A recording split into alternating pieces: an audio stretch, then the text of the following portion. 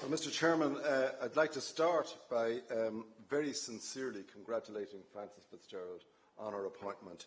It's a cause of great pleasure for me that she has got this job.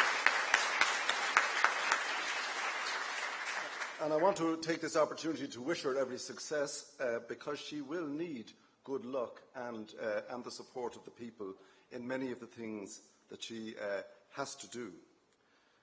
Last year I was lucky enough to be invited here to speak about something else, but I spoke about the Seanad. I did so in 2012 again. You'll be glad to know I'm not going to speak about the Seanad this time round, although I do think that it is odd that having had a referendum, we still have 90% of the Seanad appointed in exactly the same way as before, and no particular change there. But what I am going to talk about is something to do with our political system and parliamentary accountability.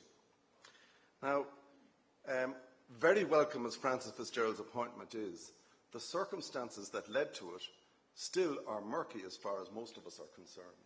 We know that as a result of a conversation with the Attorney-General, the Taoiseach, earlier this year, without informing and without any reference at all to the then Minister Alan Shatter, sent Alan Shatter, Secretary-General, to visit the Garda Commissioner, apparently with a view to having him consider his position and to tender his resignation. In any democracy, such events, and I just stop here to echo what Conor Brady said, in any democracy, such events are very substantially important. That a Taoiseach should confer with the Attorney-General and, excluding the Minister for Justice from the loop, send his right-hand man to the Commissioner and say that the government was unhappy with his position and ask him to consider his position. And I ask you to consider this. Was there any reason why a full and frank explanation of those events shouldn't have been given to you in public at the time? Was there any reason why ministers and civil servants and the Taoiseach himself should not account to our Parliament and say, this is why I did these things, these were the circumstances that gave rise to it? Was there any reason why Alan Shatter wasn't brought before a Dáil committee and asked, why were you excluded? He was still Minister at the time, by the way. Why were you excluded from this process? Was there any reason why the Secretary-General of the Department of Justice wasn't asked to say precisely what it was that he told the Commissioner that resulted in his resignation the following day?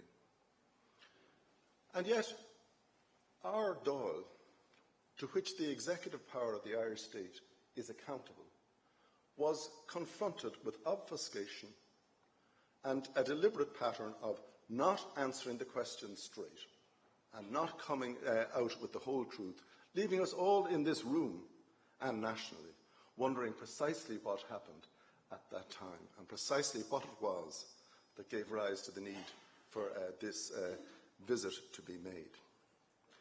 And the reason I mention that is not to be divisive, but to underline one thing, that we do live in a republican democracy. And one of the fundamental safeguards of our democracy is that the executive, the government, is accountable to the public representatives in our democracy. And that means answering questions straight. And it doesn't mean deferring matters to a commission of investigation so that a private process can look at the issues and issue a report 6 months later.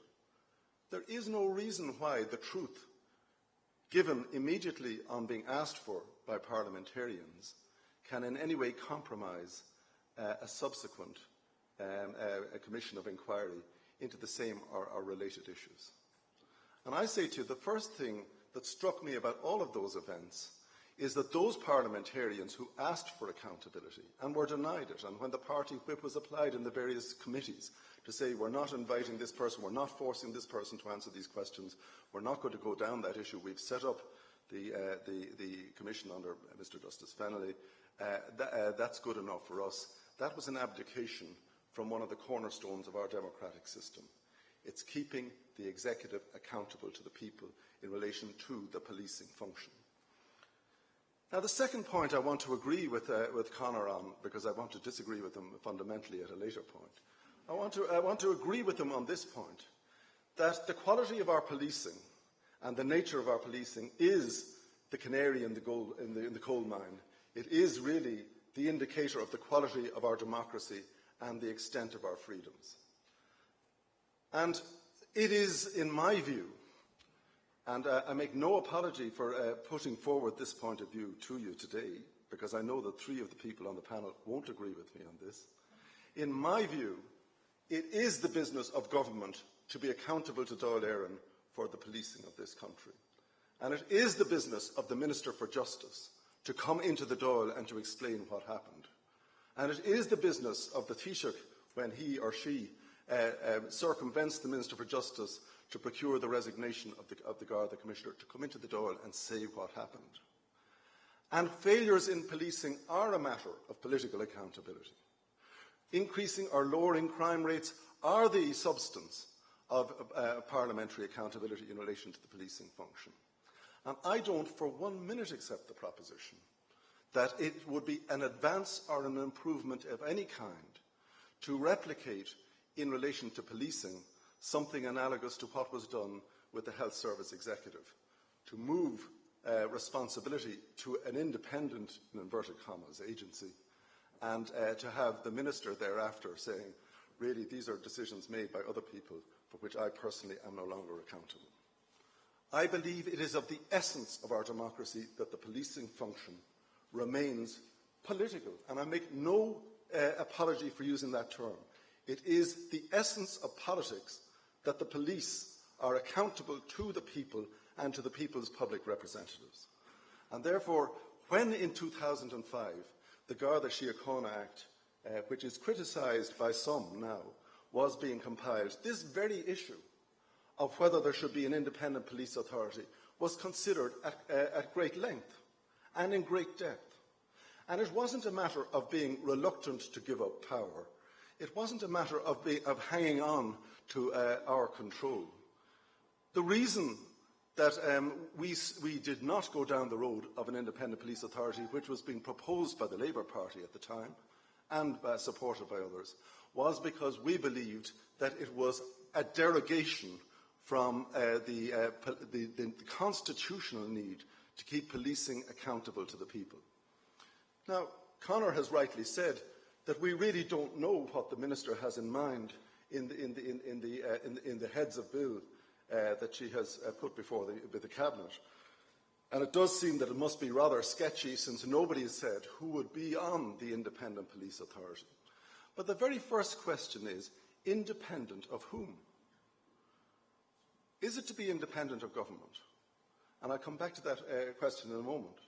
Is it a good idea that our policing function should be supervised by something like the board of the HSE or the board of the RTE authority or whatever, and that the Minister thereafter should say, I don't know why there are no squad cars in Leitrim. I don't know why there are why we're closing down stations in Kerry or whatever. These are matters which an independent board in its wisdom has decided on.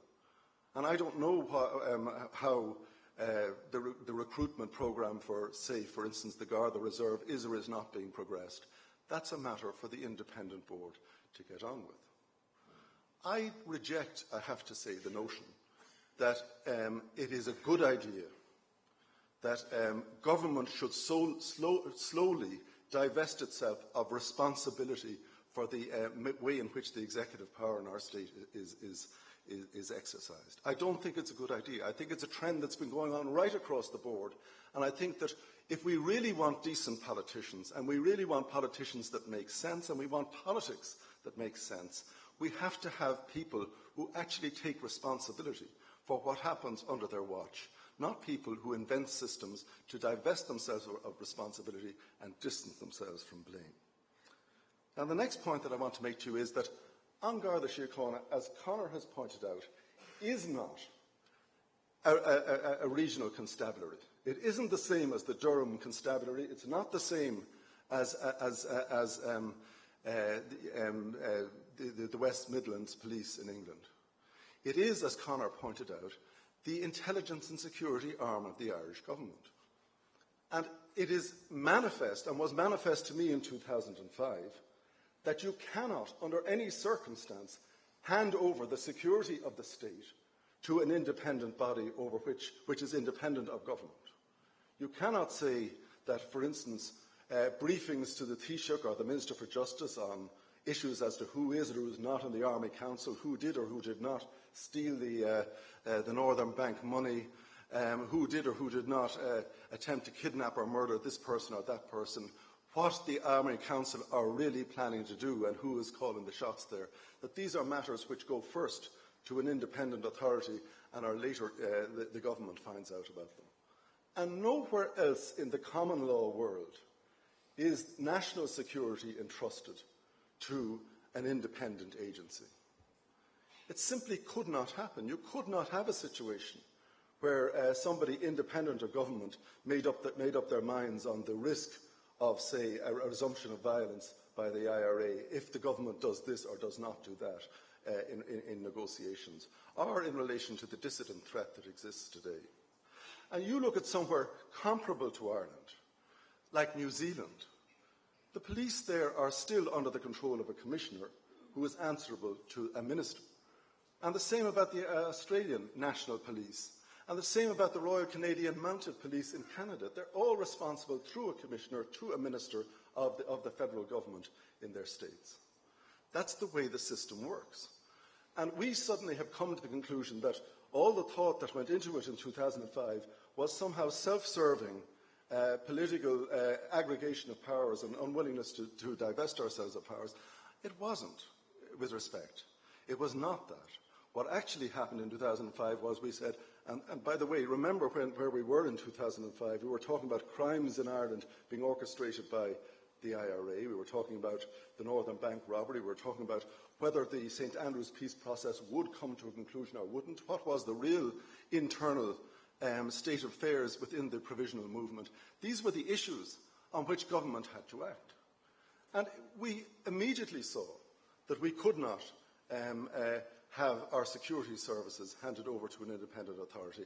And that gave rise to two possibilities which Conor has addressed, one of which is to divide the two and to say there will be a national security agency and there will be a constabulary type popular police, and the two will be separate from each other. And we did examine that possibility, but we came to the conclusion that it would be politically horrific for yours truly to come forward and say, by the way, I'm now establishing a national security agency responsible to me, and all the problems with burglaries and all the rest of it, that's somebody else's department. Don't put down parliamentary questions to me on this subject. I'm not responsible for that anymore.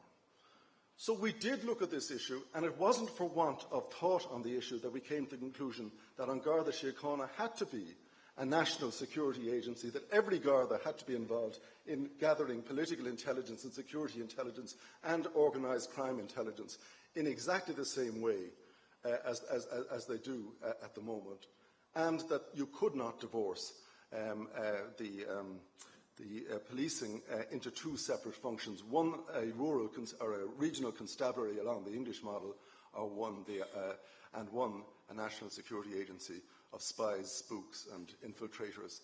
It doesn't work.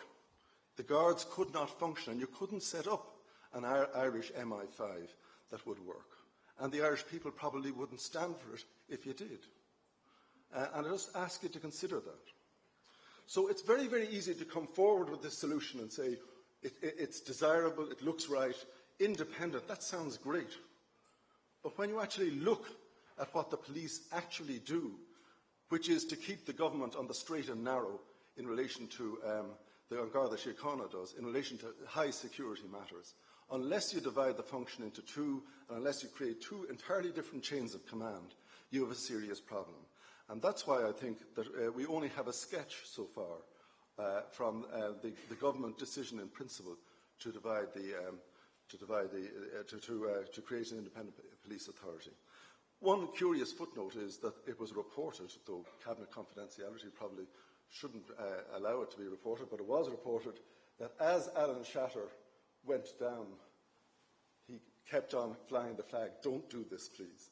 Now, I am not a great advocate of Alan Shatter's positions on many, many things, but I do think that he's not an unintelligent man, and he was pointing out the difficulties. But there was a political imperative to say, we're changing everything. There's a new broom coming, and that's what we're faced with. So it's not a matter of, in my view, and I take many of the things that Conor said, it's not a matter of expecting an independent police authority and then being, oh God, it didn't turn out as independent as we liked and it's not doing the things we want. I don't think that that's what it's going to be. I really do believe that when people examine this issue in great depth, there will be serious problems. Another point is that control of An Garda Síochána is essential. It must be controlled by people who have clout. The RTE authority really doesn't have clout over what happens in RTE. It may think it does, but it doesn't. And I believe that at least the government is in a position to hire and fire the commissioner, and also in a position to turn on and off the financial tap, also in a position of the Garda Síochána Act to set out the strategic plans and to deal with the Gardaí in that way. I'm nearly finished. So I want you to consider, if you would, the danger of going down this road. These are not populist arguments. I fully appreciate that. But there is a real question as to whether the independent police authority is not simply an idea whose time has come, but an idea whose time should never come, as long as An Garda Síochána functions both as a security and national security agency on the one hand, and also as a local constabulary on the other. And I finish by saying this, that a decision in principle was made to create an independent police authority. But the principal decision that I have seen, and that, as Conor has expounded it to you, just simply doesn't deal with this issue. You saw what happened with the HSE when a decision in principle was made, but the reality didn't comply with it. Ask yourself this: if there is an independent police authority, who will be on it? Will it be like Northern Ireland, which is highly party political? Or will it be the great and the good? Will it be a body whose members are chosen other than by government? And if so, who will choose them? Will it be self-elected people like the Ombudsman and people like that who will double job as members of this body? Who exactly would be on such an independent police authority? Because if they aren't the kind of people who can control the police, they are in fact people who are going to double our problems rather than halve them. The last point I want to make is that Conor mentioned political patronage in An Garda Síochána. I was there from 2002 to 2007. I know that there was no party political issue ever in the appointment of anybody to any senior rank by government. Journalists oversimplify the issue and say that all ranks over the position of inspector are made by government. That's about as true as saying that all army officers receive their commissions from the President on the instructions of the Minister for Defence. There is no party political patronage in An Garda Síochána. There are other webs of influence in An Garda Síochána. There are other, I think, malign forces in relation to people who are young and talented and idealistic operating within An Garda Síochána. But it is false to say, and was entirely false. I never knew what the politics of Pat Byrne, Faulkner Murphy, or Noel Conroy were, and I never asked, and I don't know to this day what their politics were, and it never concerned me when I was involved in the appointment of them and many assistant commissioners. It simply never occurred to me to inquire into their party political beliefs or allegiances, if they had any.